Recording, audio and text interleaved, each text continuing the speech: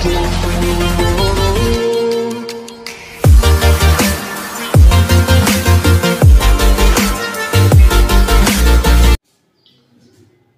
Everyone, welcome back our YouTube channel MS commerce classes और मैं हूं आपके साथ आरिफ सैफी।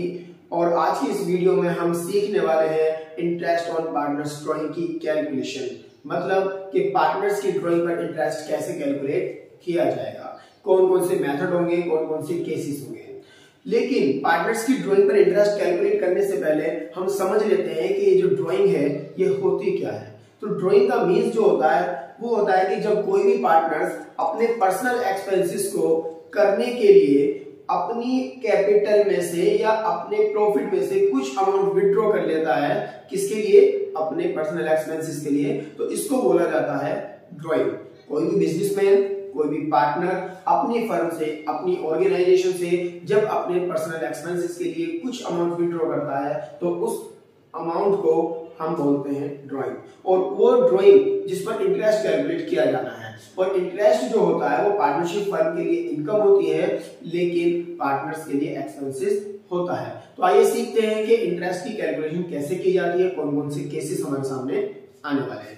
तो वन बाय वन जानेंगे हर एक केस के बारे में। तो सबसे पहला जो केस है हमारा, जिसमें लिखा हुआ है कि when fixed amount is withdraw in each month, यानी अगर कोई पार्टनर अपनी पार्टनरशिप फर्म से कुछ अमाउंट विड्रॉ करता है लेकिन वो अमाउंट फिक्स होती है। For example 10,000 rupees per month, यानी अगर कोई पार्टनर है और वो हर महीने 10,000 रुपए की अमाउंट विड्रॉ करता है, लेकिन हमें ये इंफॉर्मेशन नहीं होती है कि वो हर महीने जो ड्राइंग कर रहा है वो मंथ के बिगिनिंग में कर रहा है या मंथ के एंड में करता है या मंथ के मिड में ड्राइंग करता है। तो अगर ये इंफॉर्मेशन हमारे पास नहीं है, केवल इतनी इंफॉर्मेशन हमें होती है कि किसी पार्टनर ने अमाउंट को विड्रॉ किया, ईच मंथ विड्रॉ किया, लेकिन कब किया ये नहीं बताया गया, तो ऐसी सिचुएशन में जो interest on drawing, interest IOD का मतलब हो गया इंटरेस्ट ऑन ड्राइंग और एओडी का मतलब हो गया अमाउंट ऑफ ड्राइंग। तो इंटरेस्ट ऑन ड्राइंग को कैलकुलेट करने का जो फॉर्मूला होगा वो होगा amount of drawing into rate of interest upon 100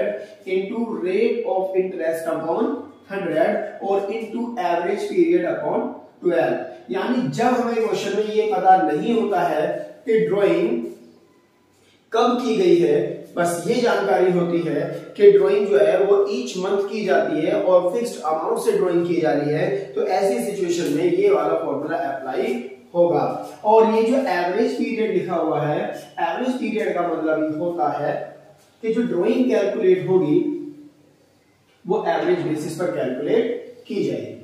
next case है हमारे पास केस सेकंड, जिसमें हमने लिखा हुआ है कि when fixed amount is withdraw in the beginning और मिडल और एंड ऑफ ईच मंथ, यानी अगर कोई पार्टनर कुछ अमाउंट विथड्रॉ करता है और वो कभी तो मंथ के बिगिनिंग में, या तो वो अमाउंट मंथ के बिगिनिंग में विथड्रॉ करता है, या वो अमाउंट मंथ के मिडल में विथड्रॉ करता है, या वो अमाउंट मंथ के एंड में विथड्रॉ करता है। और कैसी अमाउंट विथड्रॉ करता है? एक फिक्स अमाउंट। फॉर एग्जांपल कोई पार्टनर है एक्स और वो अपनी फर्म से एवरी मंथ 10,000 रुपीज की अमाउंट मंथ के बिगिनिंग में विथड्रॉ करता है, या मंथ के मिड में विथड्रॉ करता है, या मंथ के एंड में विथड्रॉ करता है। तो ऐसी सिचुएशन में कितने मंथ का इंटरेस्ट कैलकुलेट होगा, उसको जानने के लिए, उसको सीखने के लिए हम एनालाइज करते हैं इस एक टेबल का।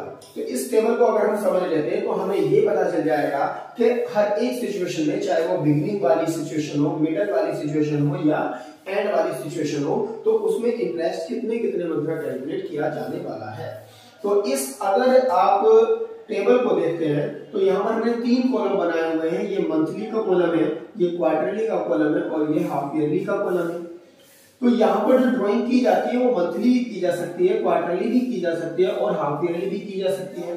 तो अगर किसी पार्टनर ने, हम पहले मंथ की बात करते हैं, अगर किसी पार्टनर ने मंथली ड्राइंग की है और बिगिनिंग में ड्राइंग की है तो उस पर इंटरेस्ट कैलकुलेट होगा 6.5 मंथ का।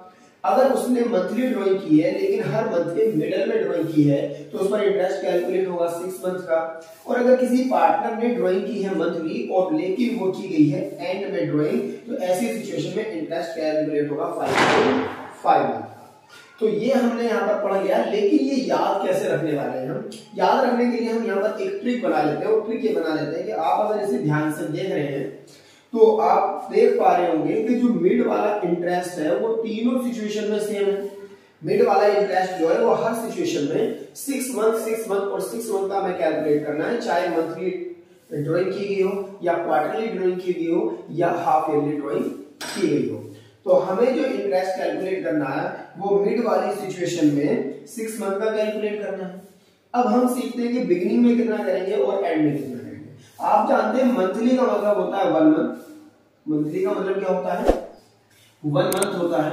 इस 1 मंथ का कर देना है हमें हाफ, और अगर हम इस 1 मंथ का हाफ करते हैं तो हमारा आंसर आएगा 0.5। 1 का अगर हाफ करेंगे तो कितना आ जाएगा?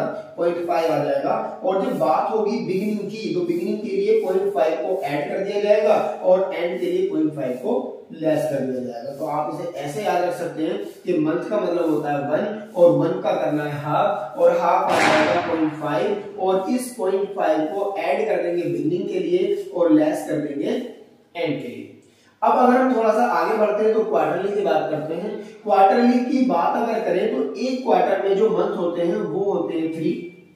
एक क्वार्टर में कितने मंथ होते हैं? 3 मंथ होते हैं, और इस 3 मंथ का अगर हम हाफ करेंगे तो आ जाएगा 1.5। 3 मंथ का अगर हाफ करते हैं तो आ जाएगा 1.5, और 1.5 बिगिनिंग के लिए ऐड करेंगे और एंड के लिए लेस करेंगे। और ये जो ऐड और लेस हो रहा है ये 6 मंथ के साथ हो रहा है। जैसे यहाँ पर 6 में 0.5 को ऐड किया तो बिगिनिंग, 6 में से 0.5 को लेस किया तो एंड आ गया। उसी तरह से 6 में 1.5 को ऐड करेंगे 7.5, और 6 में से 1.5 को लेस करेंगे तो 4.5। तो ये याद रखने का एक आसान मेथड है। अगर हाफ ईयरली की बात करें तो एक साल में कितने हाफ होते हैं? 2 हाफ होते हैं। एक साल में कितने हाफ होंगे? 2 हाफ होंगे। और एक हाफ में कितने मंथ होते हैं? एक हाफ में होते हैं 6 मंथ, और 6 मंथ का क्या कर देना हमें? हाफ कर देना है। तो कितना आ जाएगा?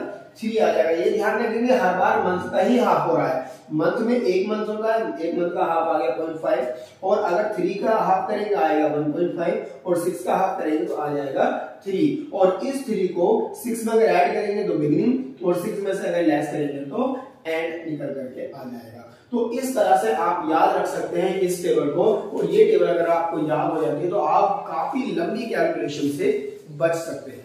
ठीक है, उसके बाद चलते हैं हम अपने केस थर्ड की तरफ। केस थर्ड में क्या है कि when an equal amount is withdrawn at different date, यहाँ पर बोला गया है कि अगर अनइक्वल अमाउंट, यानी अनइक्वल अमाउंट का मतलब हो गया कि अगर कोई पार्टनर्स कभी तो 10,000 विड्रॉ कर लेता है, कभी 12,000 विड्रॉ कर लेता है, कभी 5,000 विड्रॉ कर लेता है, तो उसकी जो अमाउंट है वो एक अनइक्वल है, यानी इनबैलेंस है। उसका कोई बैलेंस नहीं है, उसकी कोई इक्विलिटी नहीं है। वो बार बार बराबर अमाउंट विड्रॉ नहीं करता है, वो कभी कम कर लेता है, कभी ज्यादा विड्रॉ कर लेता है। तो वो कैसी अमाउंट हो जाती है? अनइक्वल अमाउंट हो जाती है। और वो कब विड्रॉ करता है?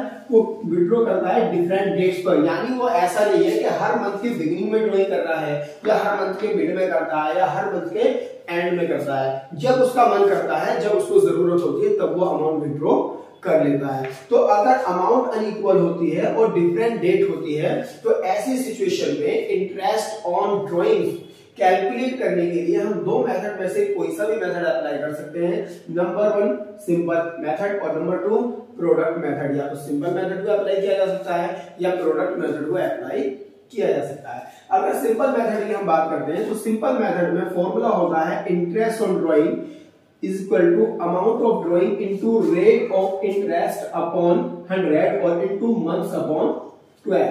तो ये फॉर्मूला हमारा अप्लाई होने वाला है सिंपल मेथड में। और अगर हम अप्लाई करते हैं प्रोडक्ट मेथड, तो प्रोडक्ट मेथड में फॉर्मूला होगा amount of drawing into rate of interest upon 100 और इनटू 1 अपॉन 12। क्वेश्चन के सॉल्यूशन के लिए जो बेटर ऑप्शन है आपके पास, अगर डिफरेंट डेट होती है और अनइक्वल अमाउंट में आपको इंटरेस्ट कैलकुलेट करना है, तो ये मेथड आपका बेस्ट होता है, क्योंकि इसमें कैलकुलेशन जो होती है वो एक ही बार हो जाती है। जबकि इस वाले मेथड में, सिंपल मेथड में, हमें कैलकुलेशन बार बार करनी पड़ती है। ठीक है, तो आपके लिए जो बेटर ऑप्शन होगा वो होगा प्रोडक्ट मेथड, और प्रोडक्ट मेथड अप्लाई करके आप इजीली अपने आंसर को कैलकुलेट कर पाएंगे। तो आई होप आपको ये वीडियो समझ में आ चुकी होगी इंटरेस्ट पार्टनर्स की ड्राइंग पर कैसे कैलकुलेट किया जाता है ये आपको क्लियर हो चुका होगा। कौन कौन से मेथड्स होते हैं, कौन कौन से केसेस होते हैं, और ये टेबल आप अगर याद कर लेते हैं तो आपके लिए बहुत ज्यादा बेनिफिट होने वाला है। तो आपको अगर ये वीडियो समझ आई है, आपको अगर आज का टॉपिक हमारा क्लियर हो चुका है, तो हमारी इस वीडियो को लाइक कीजिए, अपने दोस्तों में इस वीडियो को शेयर कीजिए और हमारे चैनल को सब्सक्राइब कीजिए और बेल आइकन को जरूर दबाएं, जिससे कि हमारी हर एक नोटिफिकेशन आप तक आसानी से पहुंच सके। Thank you.